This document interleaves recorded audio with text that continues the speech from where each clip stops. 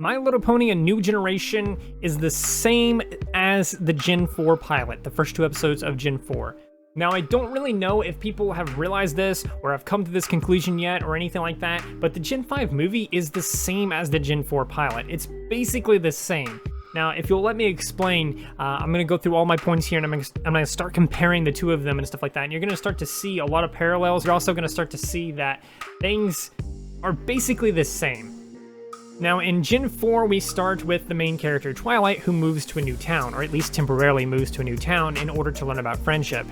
In Gen 5, we do something a little bit different, and instead of the main character moving or visiting to a town to learn about friendship, Izzy does that instead. It's basically what Izzy does. It's literally the same thing. She goes to Maritime Bay to meet friends because she was told that they had friends there.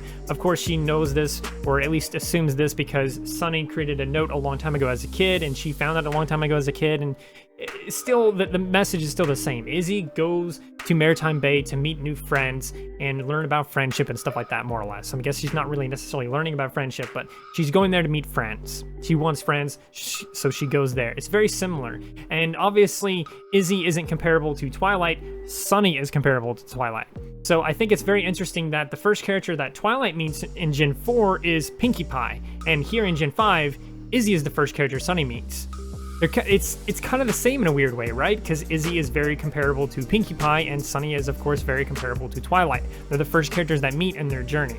Interestingly enough, the second pony that we meet is Zip, who is a parallel to Rainbow Dash, who I'm pretty sure is the second character that the Twilight meets in Gen 4. I could be mistaken about that. It could have been Fluttershy, then Rainbow Dash, but I'm pretty sure it was Rainbow Dash, then Fluttershy. But regardless, the order doesn't matter, and I'll explain why it doesn't matter in a moment. They meet Pip after Zip, and she is, of course, comparable to Rarity in a way or two.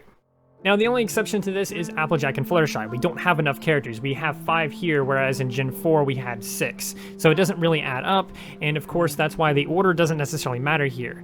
But still, Hitch is of course comparable to Fluttershy. And like I said, it's not really fair to use this order as like, oh, it's the same, because Fluttershy meets Twilight kind of late, and Hitch meets Sunny as kids, so it doesn't really work there. And then, like I said, there is no Applejack comparison unless you also want to count Hitch as that too, although I don't know how fair that is. But apart from introductions, things start to get very similar again when we get the plot going. Sunny wants to unite crystals to bring magic back and save the day. In Gen 4, Twilight wants to find some crystals to defeat a villain to save the day. Like, they are both doing a very similar thing. They're basically doing the same thing, except it's not the elements of harmony. It's like 3 crystals that we don't really know that much about. On Twilight's journey, she makes friends along the way who end up being the elements of harmony, and Twilight figures this out based on feats that the main 6 did on their journey. Rainbow Dash was loyal, which helped them get past a broken bridge or whatever. Applejack was honest, which saved someone's life. Pinkie Pie was funny, which allowed them to pass an obstacle of fear.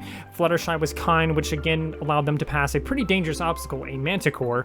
And each of them represented those elements in such a way, like I said, that allowed them to overcome obstacles. These obstacles are something that we literally see again in Gen 5. They're not exactly the same obstacles, but we see literally the same thing play out in the Gen 5 movie. There's obstacles. Each of the characters that Sunny met along the way show some form of element of kindness, confidence, courage, creativity, or hope that allows them to surpass obstacles and ultimately succeed in their goal. Now, unlike 6 elements in Gen 4, there's 5 elements in Gen 5. Those, of course, like I said a minute ago, is hope, creativity, kindness, confidence, and courage. Starting with Zip, who is courageous and trusting Sunny and Izzy, and of course, courageous to fight against the status quo, like her heritage and her royalty and her royal nature, or whatever like that, literally fighting against all this stuff. It takes a great deal of courage to do all that stuff. I don't care what anyone says, it's very courageous to, kind of foolish too in a way, but very courageous to fight against all of that for the greater good. If that isn't good enough, consider how courageous she was at the end of the movie and how courageous she was throughout the movie. Specifically at the end of the movie when she helps Hitch tackle the mech. That takes a great deal of courage. Of course, Hitch came up with the idea, but Zip was right there immediately on their side. Next, we see Izzy's creativity help them pass a few obstacles. First, in how to get the crown. We need the crown. How can we get it? Oh, we'll make a fake one. She helps them get past that obstacle in that way. If that is not enough, consider the fact that she uses her creativity to solve how to get past a broken bridge. Literally the same thing that Rainbow Dash does, except she does something different. It's not comparable because Izzy is in Rainbow Dash, but still, I do find it funny that one of the obstacles that they have to pass is a broken bridge, which is literally one of the obstacles that they had to pass in Gen 4, in the pilot for Gen 4.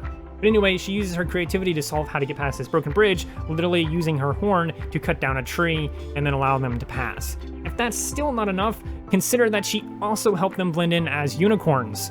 She, again, uses her creativity to come up with a solution. Hey, let's use some horns. I think Sunny technically came up with the idea, but it wouldn't have worked if Izzy was not there. So as you can see, she helped them pass some of the obstacles in a very similar way that the main 6 did in Gen 4. And this continues on. We see Pip do the same thing, who instills Sunny with the confidence to beat Alphabettle at the dance game. Sunny was already confident going into this, but then the game changed and she was no longer confident. She didn't know if she could do this and she failed twice in a row. Of course, finally Pip gives her the confidence, and that confidence allows her to surpass Alphabettle and beat him at his own game. And of course there's Hitch, who is a little bit more difficult to place because he does a lot of kind things, but the best example I can think of is that he is just kind to everyone, and he helps everyone out, even Sunny and these other ponies who he believes are evil or bad in some way. Even though they are not to be trusted, he still helps them. He's still kind to them and uses his kindness throughout the entire movie. His feats of kindness influenced Sunny and is one of the sole reasons she wasn't in prison at the very beginning of the movie, because she broke a lot of laws. He technically had every right to imprison her, but he didn't because he was kind, and that kindness allowed them to ultimately surpass an obstacle that you don't really realize is one of the obstacles. Lastly, we have Sunny. Sunny inspires hope in basically everyone throughout the entire movie. Of course, she gives everyone, all the characters that she meets along the way, hope that their magic will get back. But even at the end of their journey, when uniting the crystals fail, Sunny realizes why it didn't work, and it's very comparable to Twilight. It's just like Twilight in the pilot for Gen 4. Twilight uses the elements and it doesn't work. She uses the crystals and it doesn't work. Sunny uses these crystals and it doesn't work. But then she realizes the truth. Both of them realize the truth, that the elements are inside of them. Twilight realizes the elements are inside of them and that they can be the change and be the ones to stop this evil and save the day. Basically, the same thing happens in the movie. Sunny realizes what is wrong with the crystals and why it didn't work. She realizes that it's not about the crystals, it's about them. The power to change everything is within all of them. And sure, Sunny doesn't assign each of her new friends an element or anything like that, but she does basically the same thing by showing everyone that the power is within all of them. And wouldn't you know it, just like in Gen 4 when Twilight comes to the same conclusion, magic crystals appear and circle them. Literally the same thing here, but instead it circles Sunny, and boom, just like the elements of harmony, magic shoots out of them and into the sky, and then everything is fixed.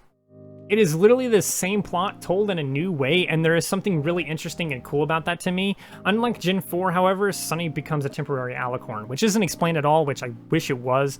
Hopefully we get some kind of explanation in the series, something like that, but that didn't obviously happen in Gen 4, but Twilight did become an alicorn in Season 4, so I don't know. She also doesn't get visited by a princess or something like that, but it is, again, interesting how both of these stories end with an alicorn. At the end of Gen 4, we realize that this super bad evil was literally just Celestia's sister, an alicorn, and they meet and they do all this stuff. And then just like here in Gen 5, Sunny becomes an alicorn when all this stuff is united. It's really interesting and I don't know, it's just very fascinating to me that they both sort of end with an alicorn in a weird way. But yeah, that's pretty much it that I have here. There's probably many more parallels to the Gen 4 pilot as there is in the Gen 5 movie, but I mostly wanted to talk about the fact that the plot is basically the same, just told in a new way. So if you found this interesting, please do consider liking, subscribing, and sharing. I'm going to be doing more Gen 5 videos and stuff like that as more Gen 5 news comes out, as the Gen 5 series comes out, and all this other stuff. I've been doing some videos analyzing some of the characters. If you're interested in that, of course, I've been making videos on that. And I have a couple of more characters to go through. So yeah, I hope you enjoyed. I also do Ponytown stuff. So if you like Ponytown, consider subscribing for that. But regardless, if you did enjoy, if you liked what you saw here, and if you felt like you want to be generous and kind, please consider liking, subscribing, sharing, and doing all those wonderful things like that. Because when you do those wonderful things like that, not only do you get access to wonderful content such as this, but you also get to become one of yourself. And I think we all want that. So do those wonderful things, and until next time, stay wonderful.